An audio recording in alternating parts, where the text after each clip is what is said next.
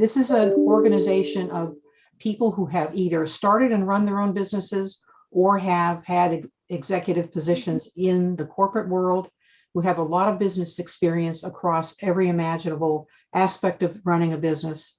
Free mentoring is available to you one-on-one. There's a lot of resources available to you for free. If you go to score.org, there's a wealth of information there. Quickly introducing myself, I'm a consultant focused on product strategy and design research. I have a passion for sustainability and entrepreneurship. I used SCORE mentors years ago to build my first business, and I am happy to be giving back by teaching workshops here. We've got a ton of material to cover today. I'm going to be throwing a lot of references at you. I want you to think of this as not mastering anything, but I'm hoping that there will be something here that will spark your interest and encouraging you to research more on your own. What is sustainability?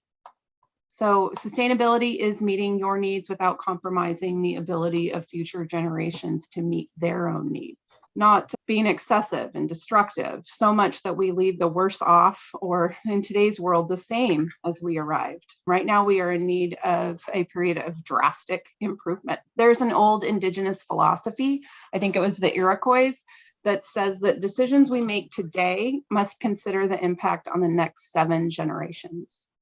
So we, of course, focus on the energy, the water, and the natural resources that we use and the waste that we create, but we also need to enter the social impact on people, education, diversity, and equality. So that is sustainability. I want to talk for a minute about the United Nations Sustainable Development Goals. These 17 goals were adopted in 2015 and provide a blueprint for prosperity, people, and planet. They include poverty, hunger, health, and well-being, quality education, gender equality, clean water and sanitation, affordable and clean energy, decent work and economic growth, industry, innovation, and infrastructure, reduction of inequalities, sustainable cities and communities, responsible consumption and production, climate action, life below water, life on land, peace, justice, and strong institutions, and partnerships for the goals. I encourage you to look deeper into these goals and how your business, your products, your services align with and support these goals. There's an amazing amount of information on and guidance on the United Nations Sustainable Development website, including why they matter and also how they're being applied. Just tons of information there, and I encourage you to go check that out. Another important term is circularity. You've probably heard of this as circular design, the circular economy. You may think of it as closing the loop. It's really a movement from the predominant take, make, waste, linear economy and focus more on how products are made, designing out waste and pollution, designing for durability, keeping products and materials in use longer, recycling it into new material inputs, and where there is waste, that waste that's created regenerates natural systems. So things like composting and wastewater replenishing the water table, anything that's waste feeds back into the environment. Essentially, circularity is eliminating the idea of waste and increasing the value of the recovered materials. Successfully moving to a circular economy involves rethinking our business models and redesigning material systems. So looking at life cycle through many, many lenses. There is an extensive amount of information from the Ellen MacArthur Foundation, including what is referred to as the butterfly diagram. It has a really nice animated video. I'm not going to show this here because it is quite complicated, but the animated video does a really good job of explaining the intricacies around circularity.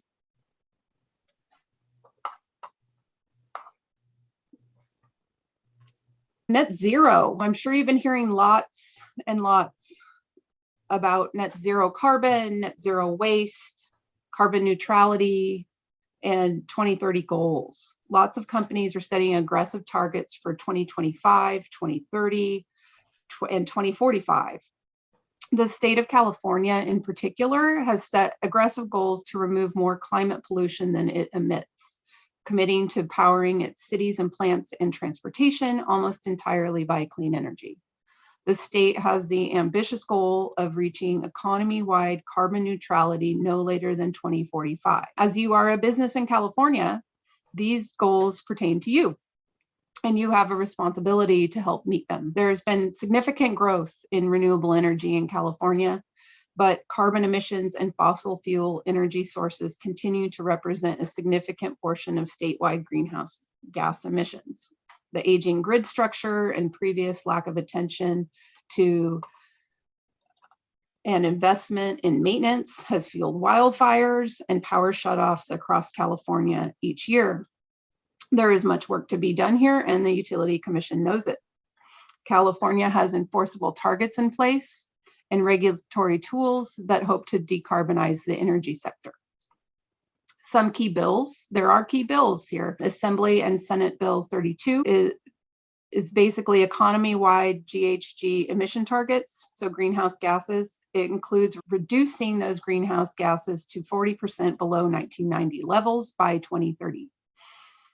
Senate Bill 350 established an integrated resource planning process to implement these emission targets for the energy sector, and it requires a doubling of the rate of energy efficiency savings in buildings by 2030. So if you have a building, you need to be doing things to create energy efficiency.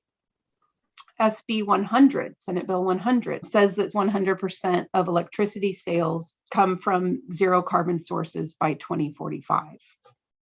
So that's all energy that's coming to the consumer should be coming from carbon sources. So that's more wind, more solar, more hydro. Transportation.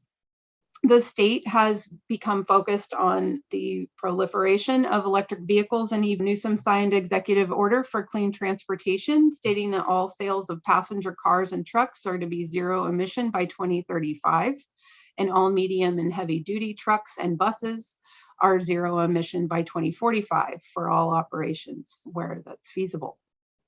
So you'll be seeing a lot of zero emission vehicles, investing in zero emission vehicles, and also rebates for those vehicles because they have to fund them somehow. And don't forget all the plastic bag and single-use plastic reduction laws that are in our local communities and at the state level, also phasing out styrofoam. And of course, your water department has water restrictions in place. So there's lots coming at you in kind of this regulatory space as the state of California tries to get to this net zero goal. Now that we have some background out of the way, I can focus on those 10 areas where you as a small business owner might take some action. So first off, set a goal, a target, or a commitment related to energy and water conservation. Can be plastic reduction, diversity and inclusion of your workforce, material usage. You might explore certifications in some areas. Do something. Start local. Your cities and local organizations sponsor green programs. I'll give you an example. In my city, the Department of Public Works in Santa Cruz offers the designation of clean ocean business for those who adopt best management practices as it relates to sewer and stormwater pollution. There's also the California Green Business Network.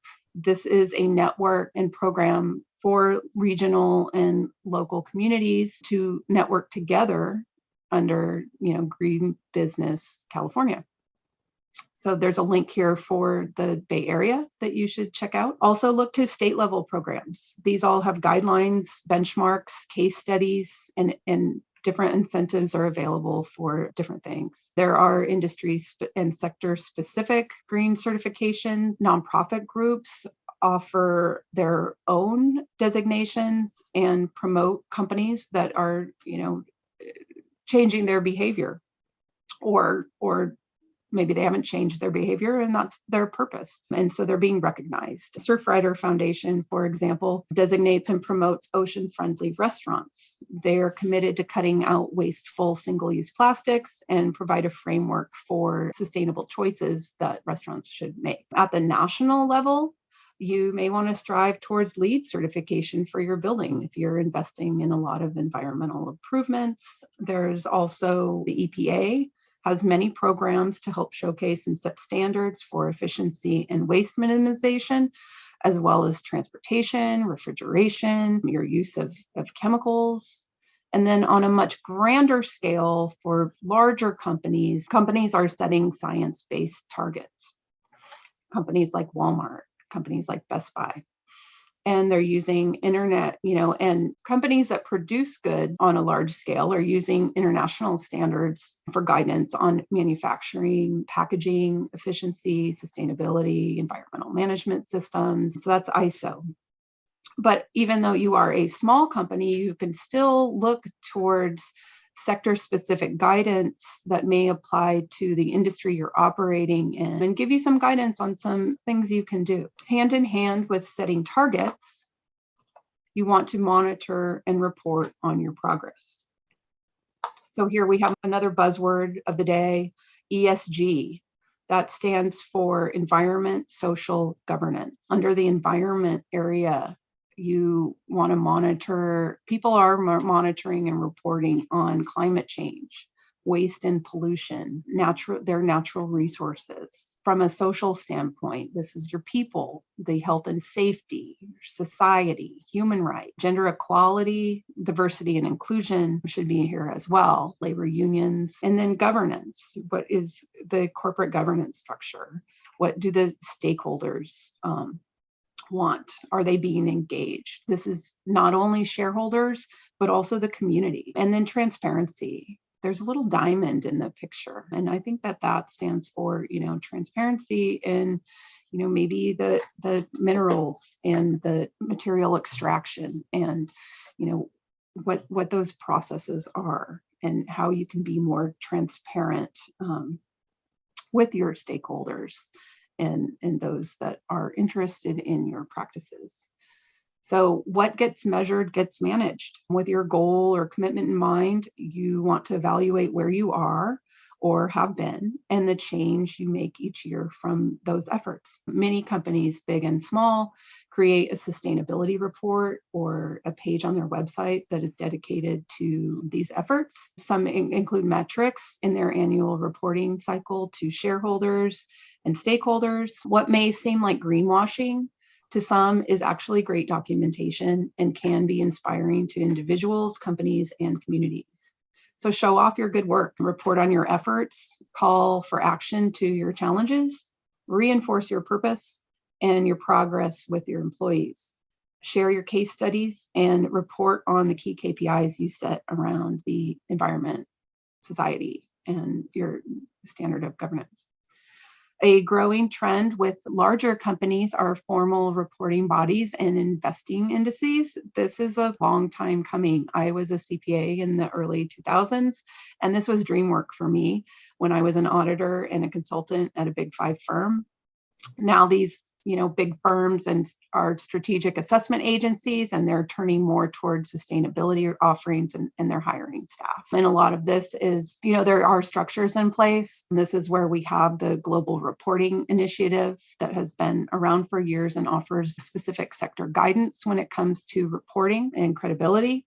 The SASB, the Sustainable Accounting Standard, has familiar with leading and emerging ESG and carbon disclosure methodologies. There's frameworks and reporting mechanisms.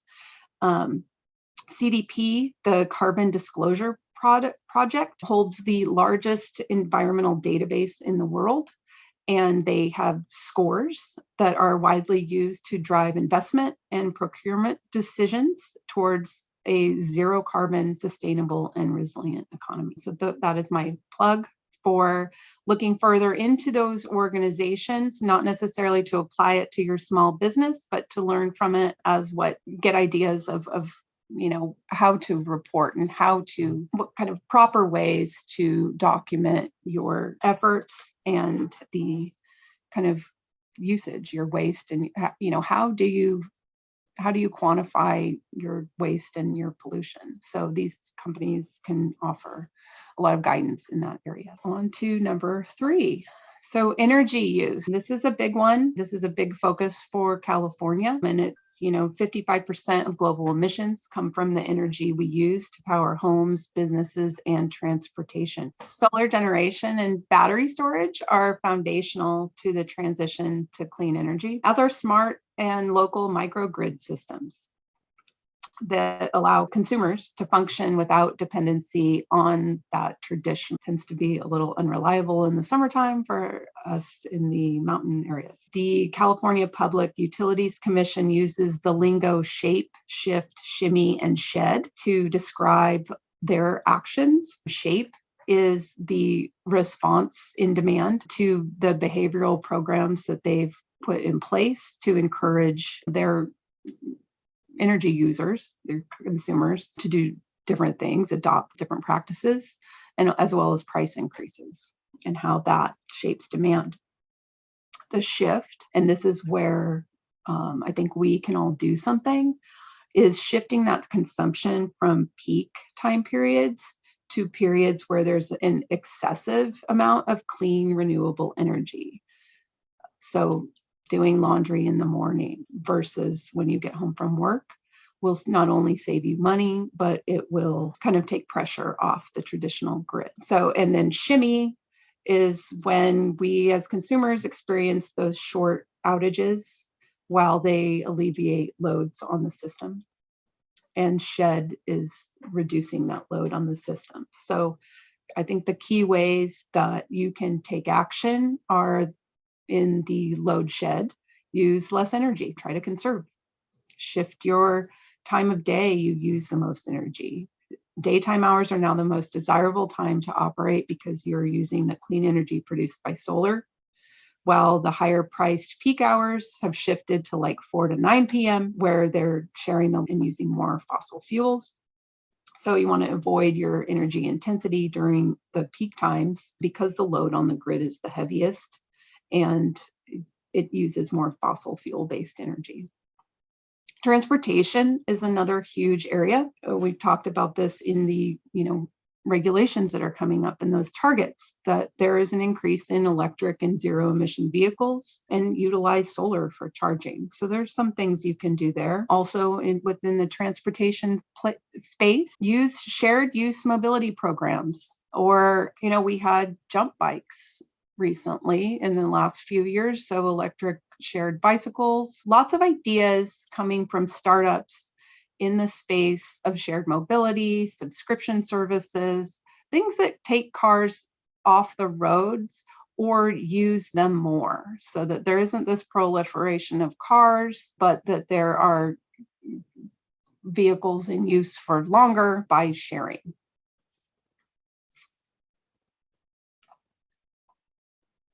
Number 4, upgrading equipment for efficiency. And this applies to buildings, appliances, industrial equipment, your transportation fleet, refrigeration. There are often federal, state, and utility company incentives, as well as manufacturer incentives around these areas of industrial equipment, your heating, ventilation, and air conditioning systems. Lighting, if you upgrade your fluorescent lights to LEDs, you can cut electric lighting demand by 50%. This translates to savings, dollar savings for you. Energy Star equipment, transportation, we talked about EV vehicles and upgrading from the traditional fossil fuel-based gas and diesel. Water, just by adding aerators or pre-rinse spray valves, can reduce water use by 25% or more. This is great when we're in a drought and our, water bills are going up because of normal water usage. Refrigeration, also, there's incentives around upgrading your refrigeration systems, and this is on a kind of commercial level. So whether you're installing case doors in open refrigeration cases, or you're cleaning your motors, all of this saves energy, saves refrigerants, which are actually harmful chemicals. So one thing more on transportation. California's transportation sector is the #1 source of California's global warming pollution, and it accounts for roughly 41% of the state's total measured greenhouse gases.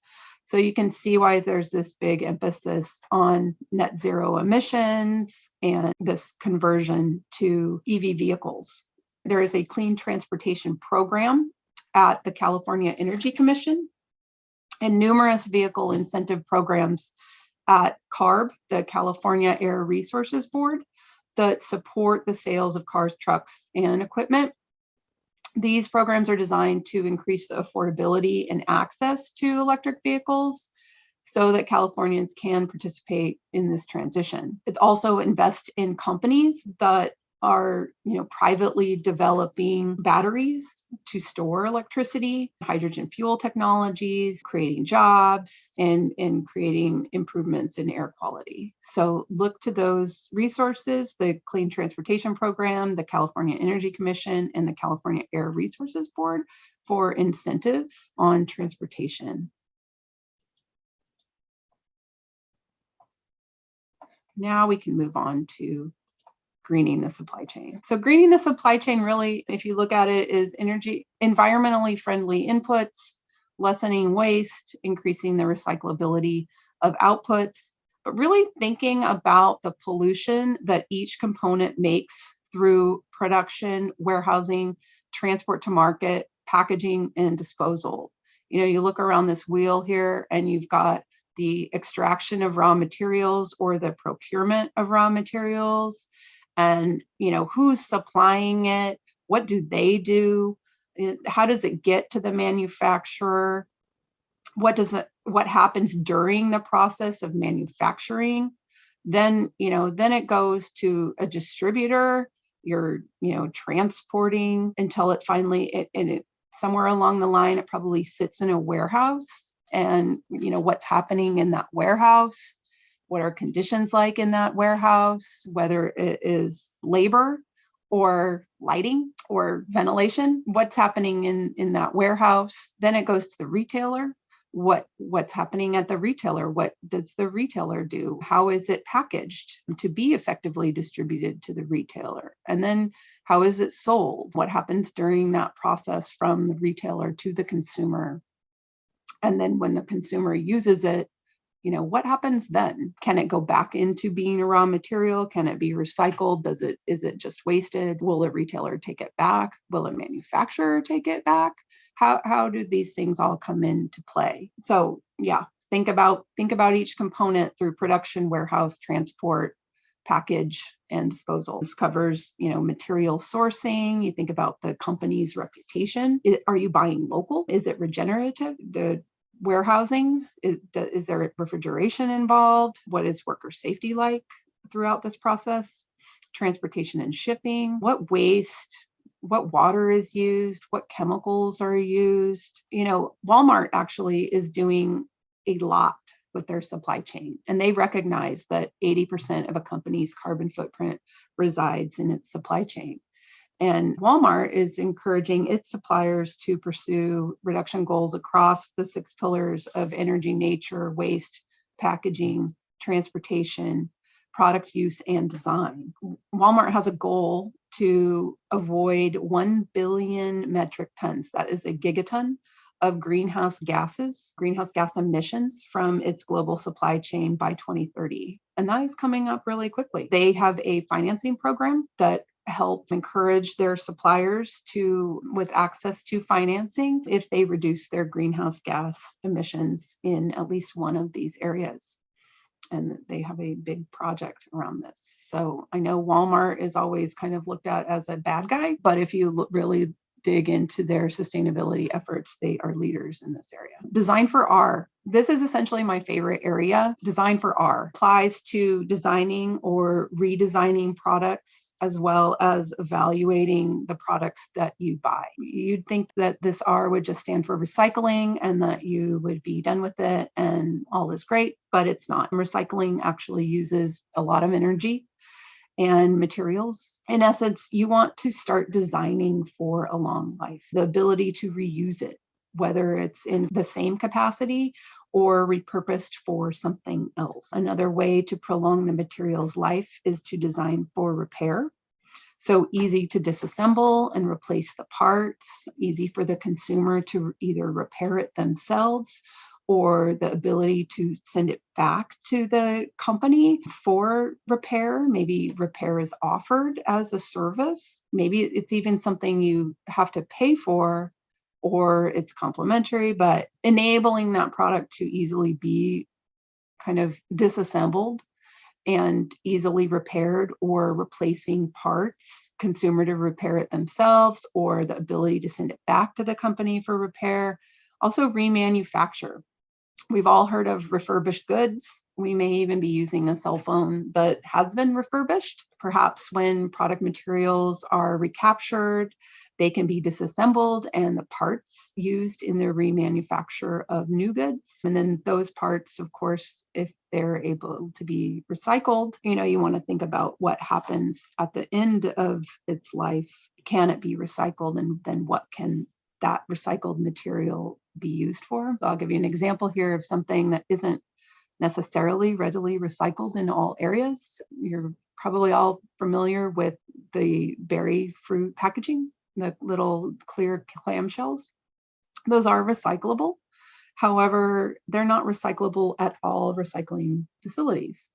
So in parts of my county, they are recyclable, but in other parts that use a specific recycling facility, they are not. So when you're designing something or selling something in a local community, you want to ensure that it is recyclable at kind of that lowest point, or being able to reclaim that and find ways to recycle it. And we'll talk about that in a minute. But there are many R's that I can think of beyond recycling: reclamation, regeneration, like the ability to compost packaging and food waste, reclaim the material, product take back, producer responsibility.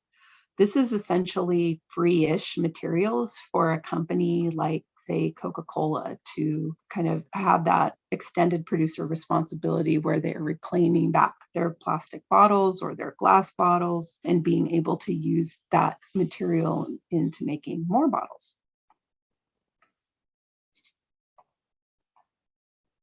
In the break room, this is where a lot happens. And this is, I think, where you can make the most immediate impact. And it is the cheapest and most tangible thing to do. If you were a restaurant or involved in packaging goods, you might replace the traditional plastic disposables that you're using, especially single-use plastic bottles, with alternatives. And why should you do this? Researchers estimate that up to 11 million metric tons of plastic waste enters the ocean every year. And by 2025, that's only 3 years from now, 11 billion metric tons will have accumulated it's breaking down to very small pieces that, when in the ocean, are actually replacing plankton at the bottom of the food chain. So replace those plastic disposables with reusable dishes and cutlery, or bio-based compostable products, plant-based disposables, reusable recycled steel. They're making things out of ocean-bound plastic, bamboo, metal, glass. Even washing and reusing extends the life. This is a core principle of circularity. Eliminating single-use plastic with glass or aluminum, or reusable water bottles and filtered water systems in your office is something that you can do at a relatively low cost. Other things you might do in the break room, maybe add sensors for lighting and for water.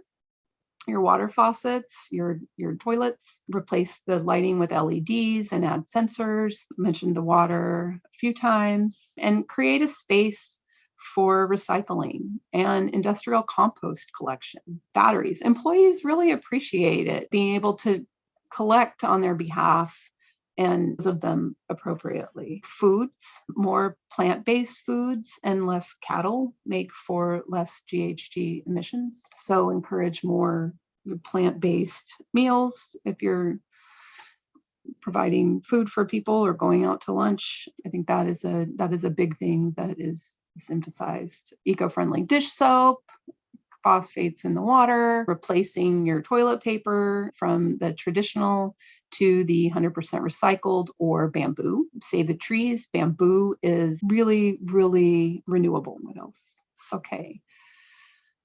Yeah, and I love these aluminum bottles here, and I love this ever and ever and ever thing because it gives you a lot of facts. And then these reusable bottles here are made from recycled steel.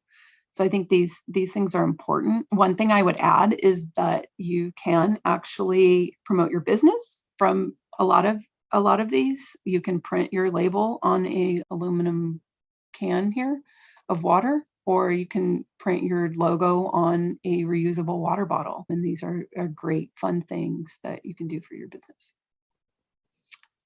In the parking lot or on campus, you want to focus on landscaping and installing solar. Water runoff is the #1 source of ocean pollution in urban areas. It contributes to flooding and wasting water that can irrigate landscapes and replenish groundwater.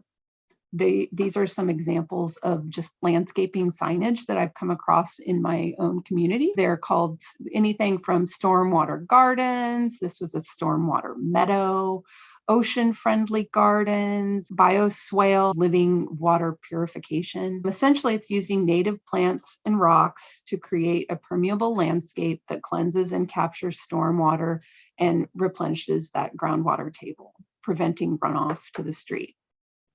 So as you can see here, the Surfrider's ocean-friendly garden designation applies conservation, permeability, and retention to landscapes, hardscapes, and streets. It allows soil to act like a sponge to help restore the helpful functions of watersheds, protect local water supplies, and prevent pollution from reaching rivers, streams, and the ocean. It also reduces flooding during storm events. It pulls carbon from the air and into the plants and soil and creates a wildlife habitat. So one thing you can do is help solve water pollution by creating a natural storm water solution. You can also use your parking lot to create solar energy, as well as provide EV charging capabilities to your employees in the community. 9, reclaim and repurpose. This is a key tenet of circularity, where waste becomes material inputs, and this idea that producers have a responsibility when it comes to the end of life of their packaging and their product. So set up programs that enable a customer to correctly dispose, repair, or send back your used items, especially if the packaging or the product is not easily recycled. Keeping with those principles of circularity to find a source for the reclaimed material. Example of a company that's doing this is TerraCycle. And if you haven't heard of them, they definitely research into them and checking them out and getting one of these zero waste boxes. They find uses for common flow packaging and products, and they work with major producers to recapture some of this and develop new packaging alternatives and ways to reuse the plastic that comes from things like Bic pens. They are committed to the idea of eliminating waste and partnering with companies to find uses for those hard to recycle materials. They collect anything from shoes, plastic pens, to cigarette butts.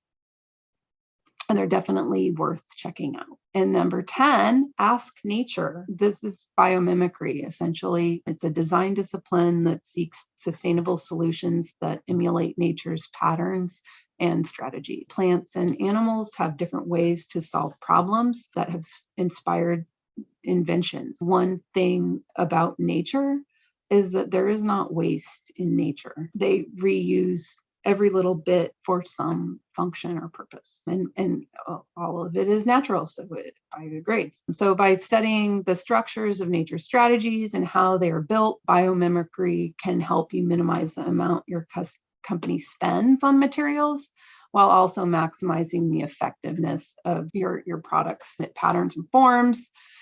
to achieve different desired functions. But asknature.org is a web database of more than 1,700 publicly available biological strategies.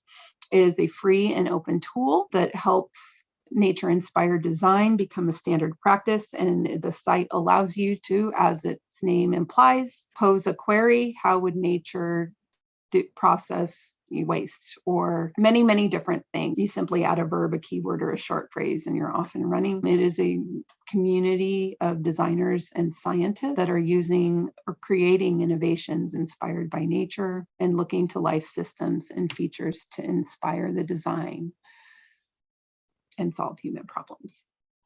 So, to recap, we talked about so many things.